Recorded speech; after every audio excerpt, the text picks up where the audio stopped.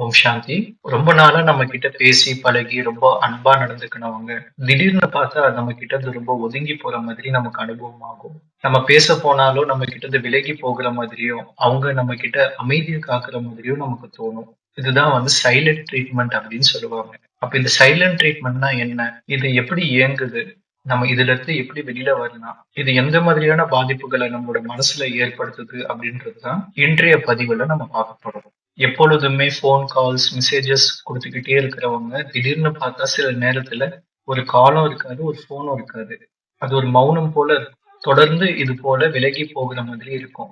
அப்ப என்ன ஆகுது? உங்களோட மனசு குழஞ்சு போகுது. நான் ஏதாவது ஒரு தவறு செஞ்சுட்டேன்னா, என்னை ஏன் இவங்க அவாய்ட் பண்றாங்க? அப்படின்னு நம்ம மனசுல நெறைய எண்ணங்கள் உருவாகுது. அவங்களுடைய மௌனமானது உங்களுக்கு வலியாக மாறுது. சைலன்ட் ட்ரீட்மெண்ட் அப்படின்னா, வார்த்தைகள் இல்லாத ஒரு கம்யூனிகேஷன்.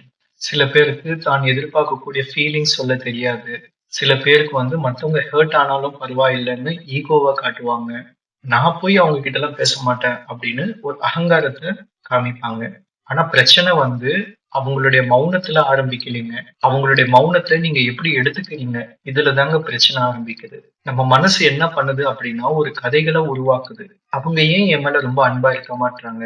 நான் அவங்களுக்கு முக்கியம் இல்லையோ? இந்த மாதிரியான மனம் நெறைய கதைகள உருவாக்குது. இதுதான் அறிவியல் ரீதியாக சைக்காலஜிக்கல் ப்ரொஜெக்ஷன் அப்படின்னு சொல்லுவாங்க. இந்த மாதிரியான எண்ணங்கள் உண்மை கிடையாதுங்க. இது இன்டர்பிரிட்டேஷன். இந்த இன்டர்பிரிட்டேஷன் தான் நம்ம மனசுல வலிய ஏற்படுத்துது. சரி, இதிலிருந்து நம்ம எப்படி வரலாம் அப்படின்றத பார்க்கலாம். இப்போ நம்ம ராஜயோக தியானத்தின் மூலியமாக நம்முடைய எண்ணத்த ஷிஃப்ட் பண்ணணும். ஒரு நிமிஷம் நம்ம மனசுக்குள்ள சொல்லணும். நான் ரொம்ப கம்ப்ளீட்டா இருக்கிறேன். நான் நிறைந்த தன்மையோட இருக்கிறேன். நான் ரொம்ப ஸ்டேபிளா இருக்கிறேன். நான் பெறக்கூடியவன் அல்ல. நான் கொடுக்கக்கூடியவனாக இருக்கின்றேன். இந்த மாதிரி ஒரு மனநிலையை உருவாக்குங்க.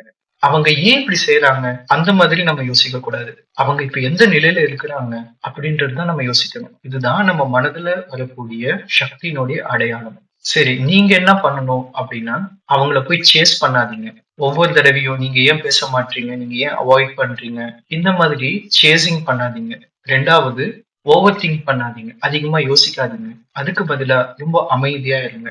அவங்களுக்கு நல்ல வைப்ரேஷன் குடுங்க. நல்ல எண்ணத்தினுடைய அதிர்வலைகள குடுங்க.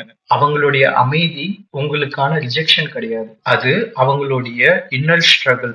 அப்படின்னா உள்ளுக்குள்ள இருக்கக்கூடிய ஒரு போராட்டம். நீங்க பேனிக் ஆகாதீங்க. உங்கள நீங்க இழக்காதீங்க. மனச கொஞ்சம் பாஸ் பண்ணுங்க. பவர்ஃபுல்லா இருங்க. ஏன்னா நீங்க ரொம்ப கம்ப்ளீட்டான ஆத்மா. நீங்க கொடுக்கக்கூடியவங்க. மீண்டும் அடுத்த பதிவுல உங்கள சந்திக்கிறேன். ஓம் சாந்தி.